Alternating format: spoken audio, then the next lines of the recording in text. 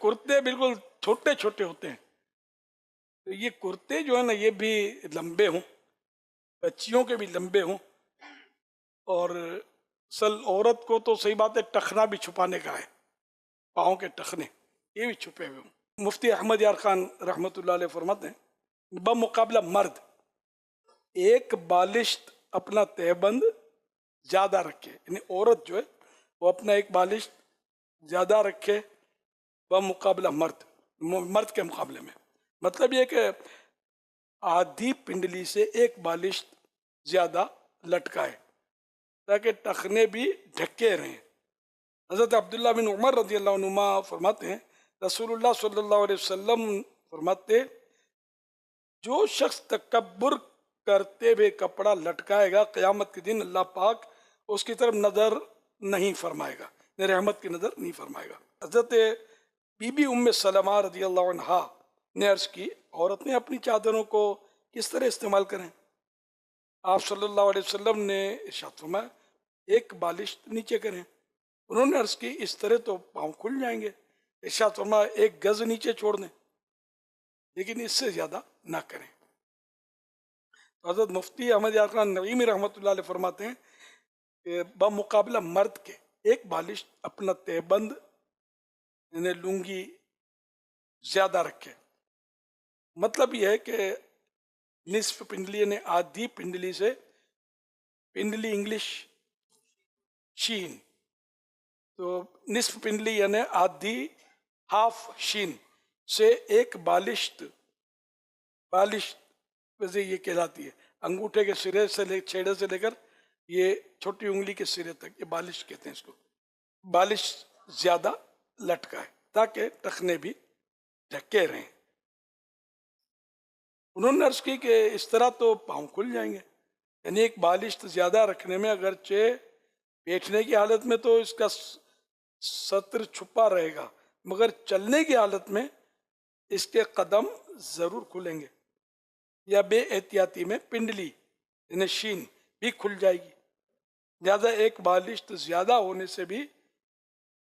سطر حاصل نہ ہوگا۔ فرمایا ایک گز نیچے چھوڑ دیں لیکن اس سے زیادہ نہ کریں۔ گز سے شرعی گز مراد ہے، یعنی ایک ہاتھ یا دو بالشت جو کہ 1.5 فٹ یا 18 انچ ہوتے ہیں، شریعت میں اس گز کا اعتبار ہے۔ مطلب یہ ہے کہ 2 بالشت زیادہ رکھے، اس سے زیادہ نہ کرے ورنہ زمین پر گھسٹے گا اور نجس ہوتا رہے گا، ناپاک ہوتا رہے گا، گندا ہوتا رہے گا۔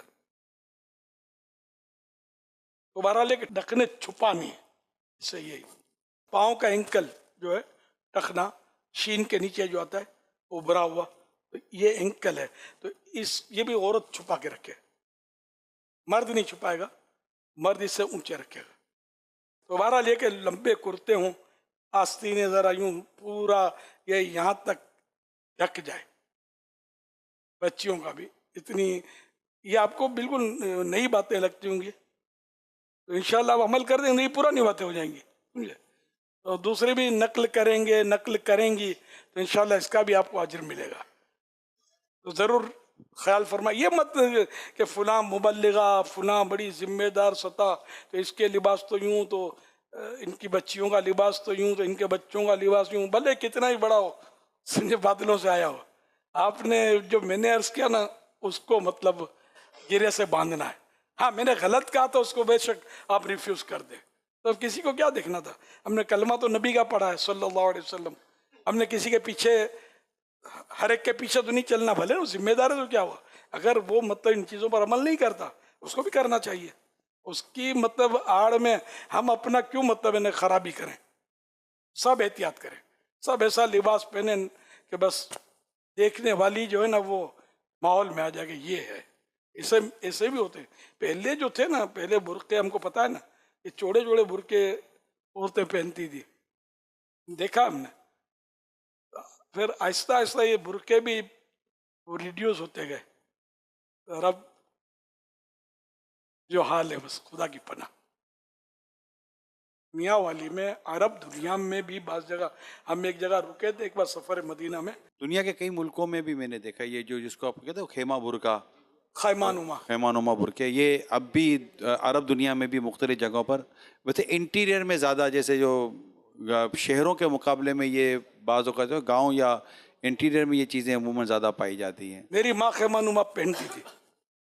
الحمدللہ. کسی دور میں پھر بیچاری بوڑھی ہو گئی، آخر وفات پا گئی. تو یہ برقعے اب یہاں تو ہم رائج نہیں کر سکتے. اسلامی بہنیں پھر لگائیں گی نہیں، اور ایک دوسرے کو پھر جو پہنے گی اور سب پر وہ فضیلت معاف بن جائے گی، اور کہیں ٹوکنا، تو یہ ہم جو نا آگے پیچھے نہ. آپ نے ماشاءاللہ شرعی پردے کے تعلق سے جو ارشاد فرمایا کہ ہر اسلامی شرعی پردہ کرے، یا ایک جو جملہ آپ نے اسلامی بہنوں کو دیا ہوا ہے، اور جو اسلامی پردہ کرے، اسلامی پردہ کرے، اور دوسرا جو نہیں کرتی اس کو بھی اس پر جیسے آپ اسلامی بھائیوں کو کہتے ہیں کہ بھائی کسی پر داڑھی پر یا اس پر آپ اتنا زور نہ دیں کہ وہ ماحول میں ہی نہ آئے. اس طرح اسلامی بہنوں کو بھی سمجھاتے ہیں کہ ذمہ دار اسلامی بہنیں اسی طرح کا انداز اختیار نہ کرے کہ وہ اب آئی ہے، وہ کالج یونیورسٹی یا ماڈرن ہے، تو وہ آتی ہے تو آتے ہی پھر اس کے اوپر سارے کے سارے وہ پردے پر اتنی کوشش کرتے ہیں کہ پھر وہ واپس چلی جاتی ہے. تو اس پر آپ نے مدنی مذاکرے میں بڑی حکمت والی باتیں کی ہیں کہ اس کو کس طرح آپ نے با پردہ بنانا ہے. جیسے ہم اس سے فرمانا، اگر ہم خود بن جائیں گے نا، ہمارا اپنا عمل ہو جائے گا، تو اللہ نے چاہا تو ہمارے عمل سے اللہ نے چاہا تو لوگوں میں عمل پیدا ہونا شروع ہو جائے گا. اور کوئی ایسی بات نہیں کہ جو ہمارے سمجھ میں نہیں آتی. لباس ہمیں سمجھ آ رہا ہوتا ہے، اپنا بھی آ رہا ہوتا ہے، گھر والوں کا آ رہا ہوتا ہے، بچوں کا سب کا آ رہا ہوتا ہے، لیکن بس ہمیں ایک عمل کی اللہ پاک توفیق بھی دے، اور اللہ پاک ہمیں ہمت بھی دے، اور امیل سنت کے اس درد کو اللہ پاک ہمیں سمجھنے کی توفیق عطا فرمائے کہ کس طرح ہم اس میں معاشرے میں بہت بڑی تبدیلی لا سکتے ہیں.